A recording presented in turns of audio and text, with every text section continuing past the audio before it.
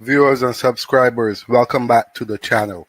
As you roll in, don't be shy. Hit the like button. Don't be shy. Drop a donation to the support the content also. Viewers and subscribers, the content is top-notch content. No fake thing me on when it comes to my channel. So drop in and support the content. One family me say peace and unity me represent. So don't pull up on the channel and think you can disrespect. The hand is always on the trigger, ready to go.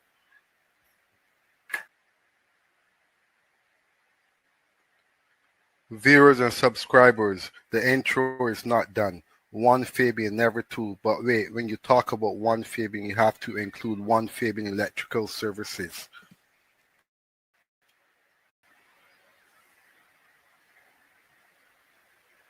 And never two. You put the two together, you get one master electrician, one of a kind. Will also put my brains to the test every single time me on the job. Put the three together, you get one electrical boss on the streets who come to represent and put knowledge and awareness that comes with electrical. People, the intro is still running. In life you have to believe in the Almighty God Himself. If you fail once, get back up and keep going again. That's what I have done in my 20 years in this field. People, if you like my content and what I represent, like up the life and support the channel. Can't stop greatness. Only one that can stop it is you, yourself, who don't believe.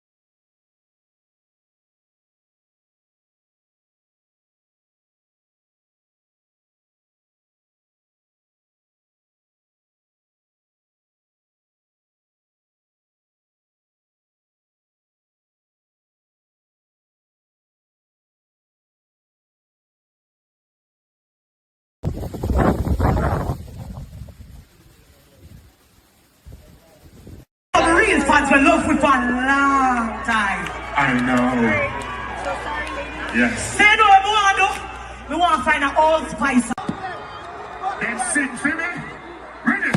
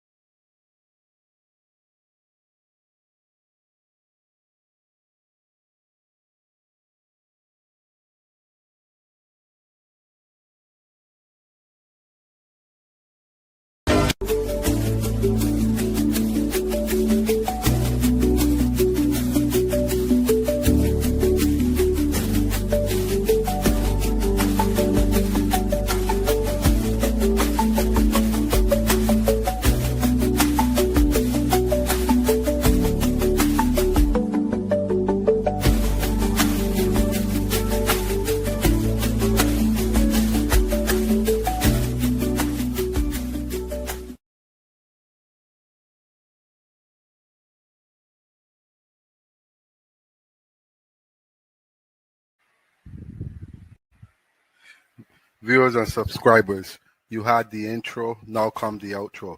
Don't forget to hit that like button on your way out. You can also become a member of the channel by hitting the link. May I come to represent straight out of the Caribbean.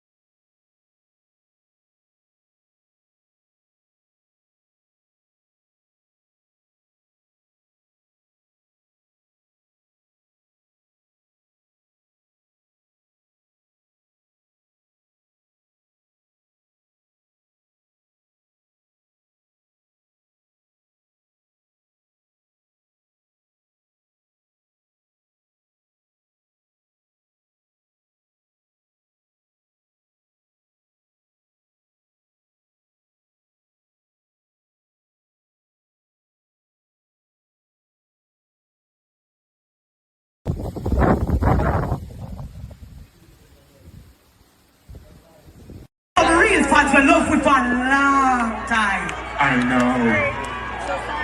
Yes. Say no.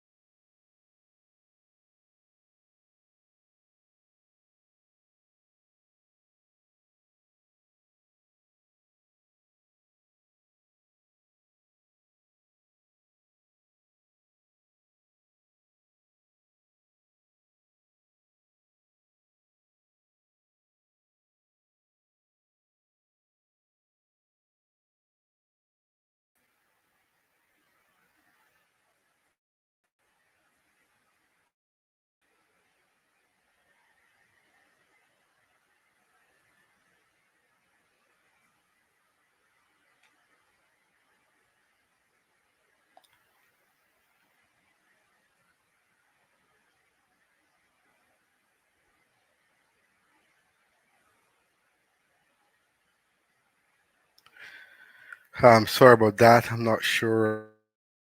I guess my screen was dark there. Okay, so let's get back to this what I was saying here. So basically, there can be many types of contracts. You can have sales, service agreement, employment contracts, lease agreements, etc. What is the purpose of a contract? It's basically to provide a framework for understanding the terms of a business deal, ensuring clarity, reducing ambiguity, and facilitating smooth business operation, meaning that a lot of people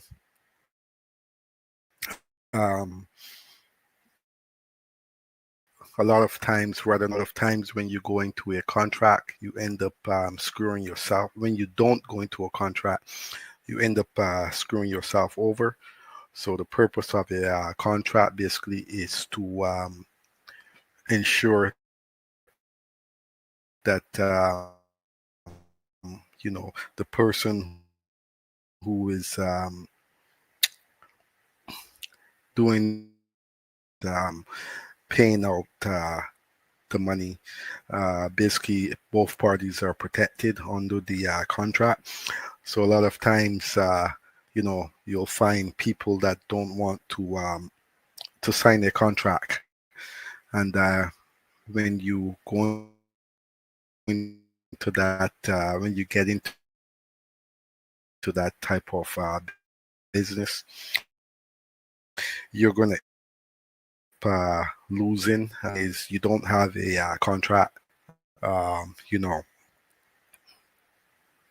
What was said. Um, a lot of times, also, if you don't have a contract, a verbal agreement is also acceptable. Video is also acceptable. Um, but it makes it a lot easier when you do have everything in writing, a trace of what you're doing, even when it comes to the extra work that's being performed. Um, it's very important to always note that when it comes to changing the agreement, which is allowed. Um, and why is that allowed? Because there is it's called a bills and regulations where we follow, and inside of that book, you have basically all the rules stating how the contract should be signed. Both parties basically agree on the contract, and once both parties agree on the contract, you're good to go. Both signatures, whoever is present, could be the lawyer, it could be another party, um, another person besides the lawyer also. So it could be more than four parties involved. All depends on the people that are signing off.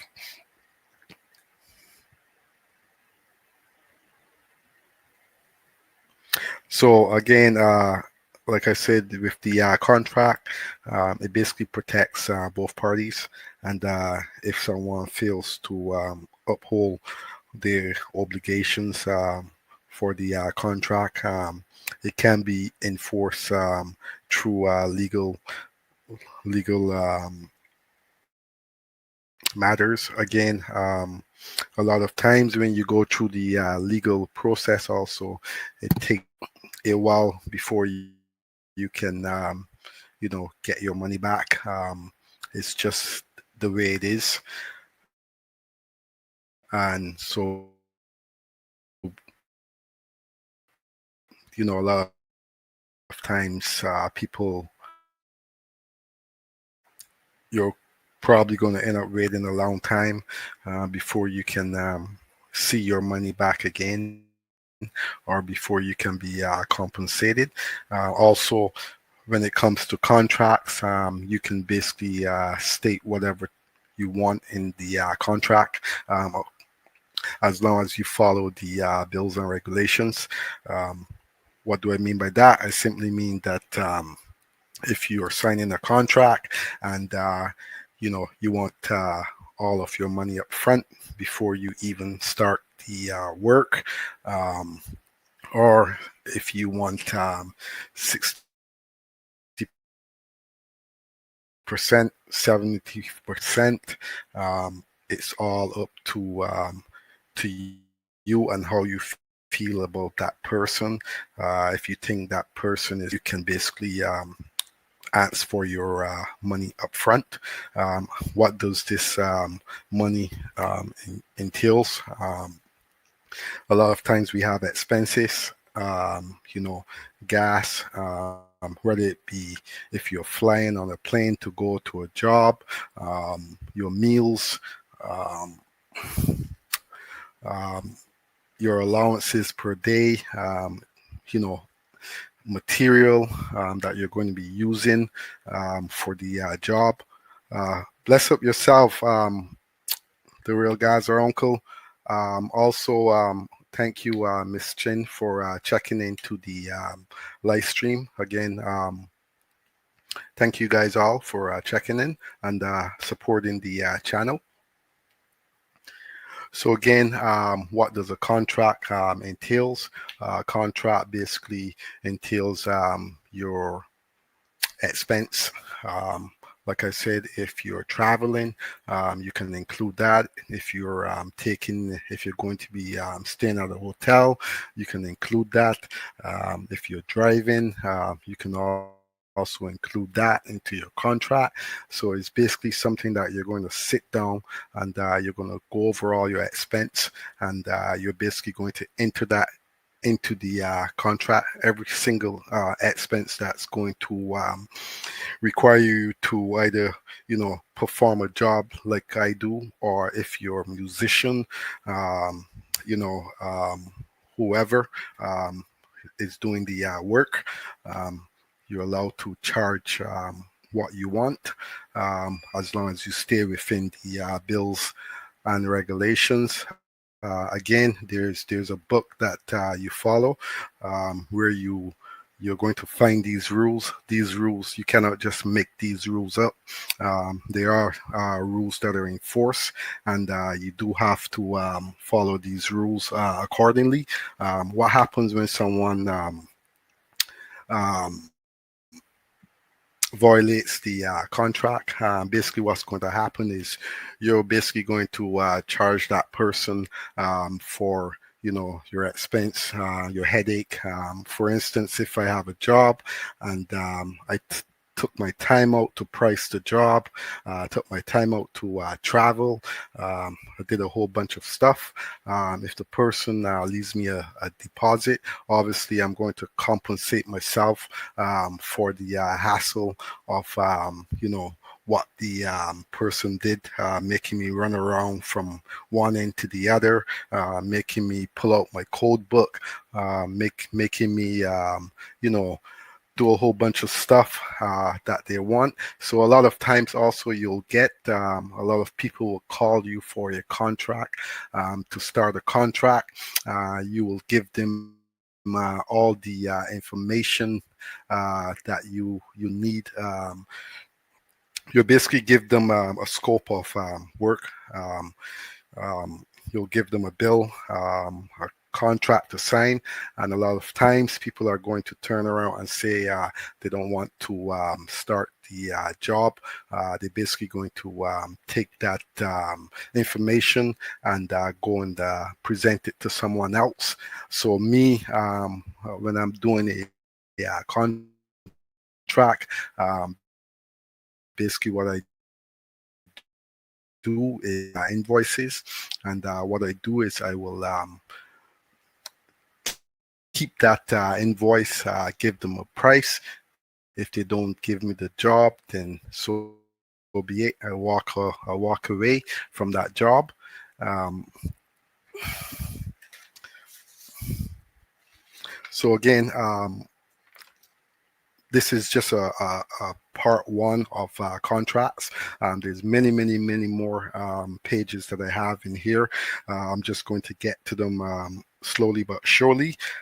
So knowing your value when it comes to contracts. Okay, so basically, for instance, if I have 20 years in the field, and someone who has 4 years in the field, we're going to both price the same job.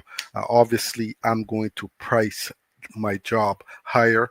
Why am I going to price my job higher? Because of my years of experience.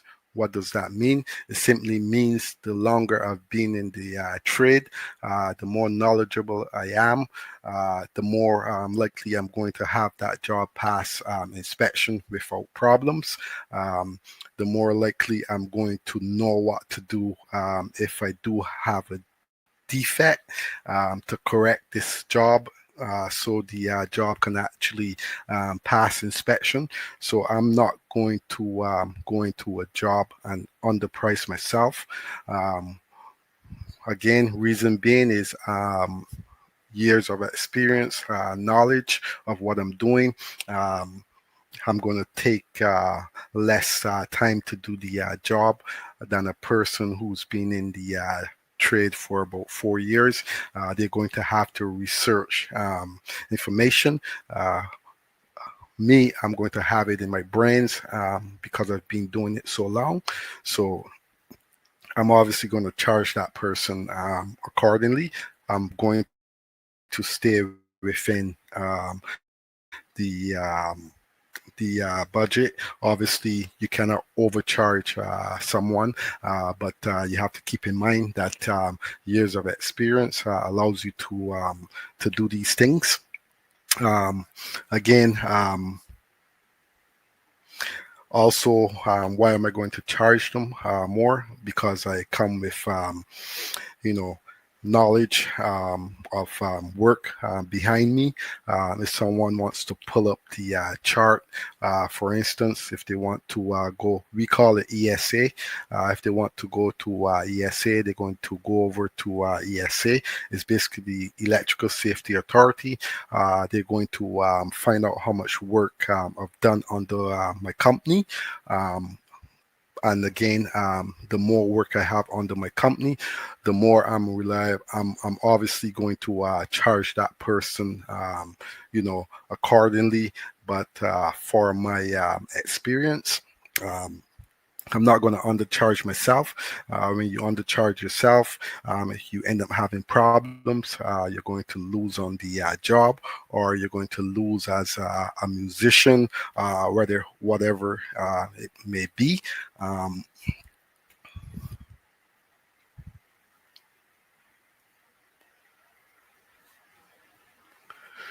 So again, like I said, if someone has an issue with it, they can basically either refuse the original contract or go with the contract.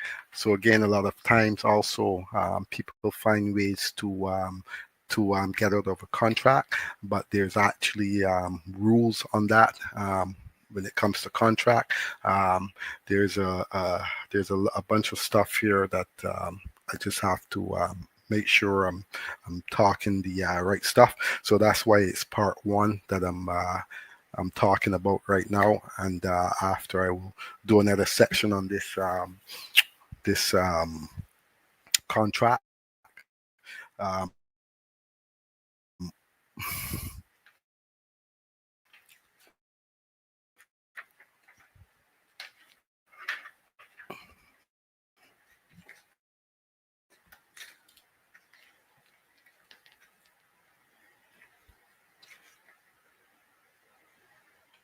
so a consumer's agreement. What is a consumer's agreement? A consumer agreement that meets the criteria of more than one type of agreement to which this act applies shall comply with the provision of this act and of the regulations that apply to each type of agreement for which it meets the criteria, except where the application of the provision is excluded by the regulations. So that's basically under the consumer's agreement. What is then you have disclosure of information. If a under this act, the disclosure must be clear, prominent. Okay.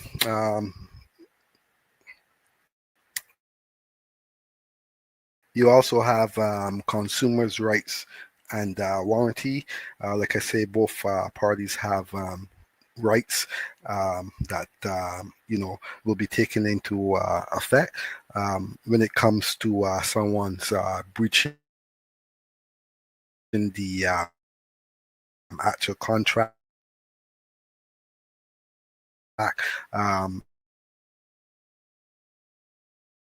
Again, the person who obviously breached the contract is ought to be have contracts because it protects you. It protects you from the other person who might turn around and say that they didn't have that contract, they didn't sign that contract. So you basically have your proof. A lot of times also you can take a video. Video is basically essentially a backup for if you're going to basically have a verbal agreement with someone, which is the worst. If you're going to have a written contract, which is the best. A lot of times you can take a video also. It's just extra precaution of if you know that person is going to screw you over off your me. A lot of times what I do is I will sign a contract. A lot of times I will have it through email, through my phone. I have some kind of trace of a agreement. Basically, what that does is if someone says that they didn't agree on it, you basically have your proof to always back up what you're saying. And believe me, there's a lot of people out there that are dishonest, and they will, say that contract they never agree on it. For me personally, also a lot of times when I'm doing my extra work, I usually update my contract. I usually update my invoices. I usually do a lot of small stuff to protect myself, whether it be writing on that invoice extra work that's being billed for that wasn't in the previous invoice. So, I've run across people who don't like the way I do my stuff. But a lot of times I do it to protect myself from others that I've worked with before in the past, and I know they're going to give me problems. So, a lot of times if I've done a project for someone and I demand most of my money up front, why? Because that person put me through nothing but grief and a headache and stress, whatever to get my money. So obviously the second time around I'm going to protect myself as much as possible from this person causing me stress, grief, running around, wasting my gas, the whole 9 yards. I'm going to just make sure that I get most of what I'm supposed to be paid. Start the job. Reason being is the person has a real of times it's a hassle to go to the courts. Like I said, you have to apply for it. You cannot just go to the courts like that. You have to put in paperwork, the whole 9 yards. Can you charge that person for all your expense that you're putting in for going into the courts? Of course you can, because you know, they sign a contract and they refuse to pay what they're legally binded to pay. And that's just the way it is. Contracts are contracts. Again, contracts are the same throughout the world. There's not going to be a great difference in contracts. Again, they're the same. They're the same thing throughout most of the world. Maybe it might be a little bit of tricking here and there, but like I said, a contract between you and another party, and you're going to make sure that that contract is clear as possible. When I say clear, you're writing your name, your signature. You want to make sure that everything matches up. Why is that? Because the other party can say they didn't sign it. That's not their name. Whole 9 yards. So there's a lot of tricks that people use to get out of the contract, or to either make you do the work and try to avoid paying you what you charge in the beginning. So again, this is just a little tip of the contracts. Like I said, I'm going to have to make sure that when I do my research, that I actually put out the right information. Again, a contract also is confidential. It's not supposed to be thrown out there to the whole world to know about contract. What you guys decide to agree on is actually a violation and a breach of contract. When you go about those type of behaviors, you're supposed to follow within the bills and regulations. And like I say, the contract is between you and the person who signed the contract. Again, and whoever is inside of that room, it stays between you guys. So no one is supposed to take that information and throw it out into the world to know this information. That is a actual breach of your contract, which if you now have, or you had any hope of getting some type of money out of this person for not doing most of the work, you've now actually breached the contract by throwing it out there into the world. And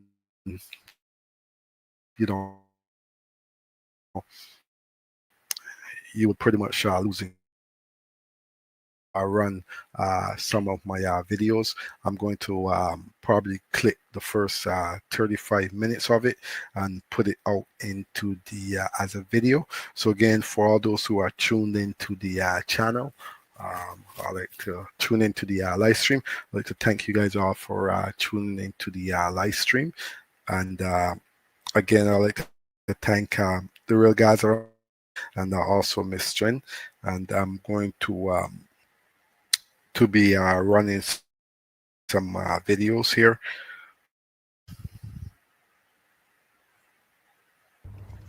Hello and welcome back to the channel. And again, as you come in, don't forget to like up the video, please and thank you. Very important. And again, what we have here is simply a roughing that's going to be taking place. And when it comes to the attic, the installation has to be done to code. along with every other installation. Same process, and what that means is my 2x4 that I have here, I'm going to be simply placing this 2x4 across the from one end to the other. Reason is I have some wires that I don't want to be damaged.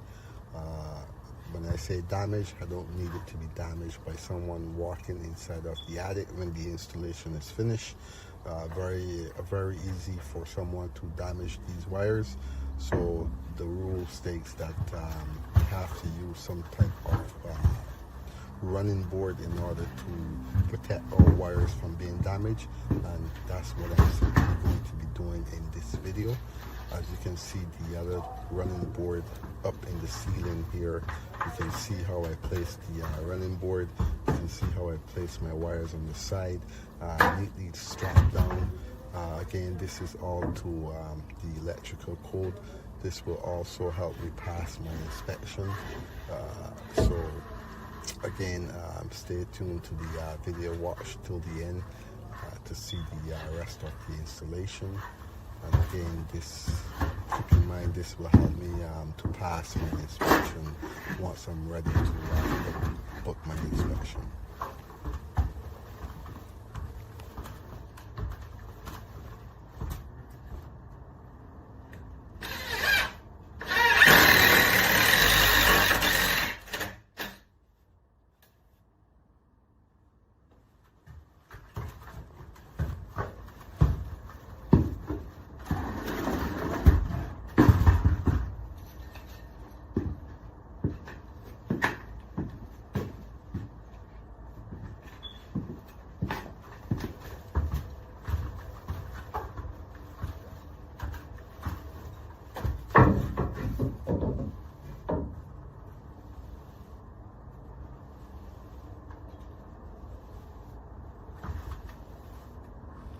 So again, as you guys come in, don't forget to like up the video. Please and thank you for like up the video.